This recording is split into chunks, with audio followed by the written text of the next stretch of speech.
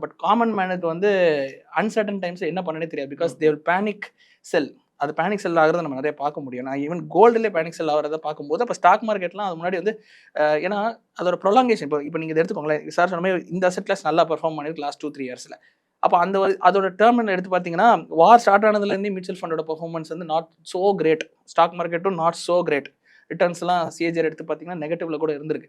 அப்போ அப்படி இருக்கும்போது என்ன ஆகும்னு கேட்டிங்கன்னா, அந்த ஆப்பிடேட் இப்போ என்னால 1 வருஷம் தாக்கு பிடிக்க முடியும் சார், 2 வருஷம் தாக்கு பிடிக்கும் சார். ஆனா 3 வருஷம், 4 வருஷம், 5 வருஷம் நான் தாக்கு பிடிச்சு லாஸ்ட்லயே மெயின்டெயின் பண்ணி திருப்பி அது கண்டிப்பா ரெக்கவர் ஆகும். Any what goes up should come down, what goes down should come up. இது வந்து எல்லா மார்க்கெட்ல இருக்கிற காமன் விதி. அப்ப அப்படி பார்க்கச்சுல எப்படி சொல்றது, கீழே போகணும் மேலே வரதான் போகுது. எப்போ வருங்கிறத ஒரு கான்செப்ட்.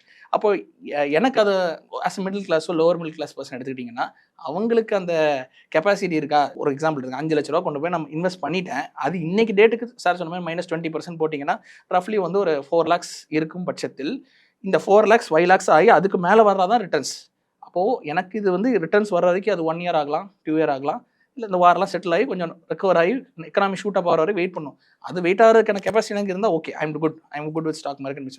பட் எனக்கு அந்த மாதிரி சிச்சுவேஷன் இல்லை சார். எனக்கு இப்போ எக்கனாமியே கிரைசிஸாக இருக்குது, எனக்கும் லைஃப்பில் கிரைசிஸாக இருக்குது, எனக்கு பணம் வேணும்னா what we have to two?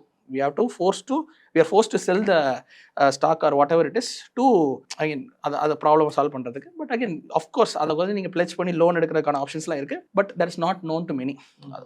ஒரு நான் சாமானியன், நான் வந்து சொல்கிறது வந்து மிடில் கிளாஸ்னு சொல்கிறது வந்து அது ஒரு டெய்லி வைஸ் ஒர்க்கராக இருக்கலாம். Auto driver, cab driver, Ola Uber ஓட்டுறவங்க, காய்கறி வியாபாரி, இவங்களுக்குலாம் அது வந்து கொஞ்சம் காம்ப்ளிகேட்டடாக இருக்கும். பண்ணலாம், பட் அவங்களுக்கு அது கொஞ்சம் காம்ப்ளிகேட்டாக இருக்கும்னு நான் ஃபீல் பண்ணுறேன். ஸோ என்ன கேட்டால் இந்த ஃபேஸை வந்து அதான் சொல்லலை, இந்த அன்சர்டனிட்டிங்கிறது கொஞ்ச நாள் தான். இது வந்து ஒரு லாங்கர் டியூரேஷன் அன்சர்டனிட்டி கிடையாது. இந்த வார் வந்து மற்ற வார் மாதிரி ரொம்ப ப்ரொலாங் ஆகாது. So technical the middle class can go and still buy gold and I suggest still they can buy the gold.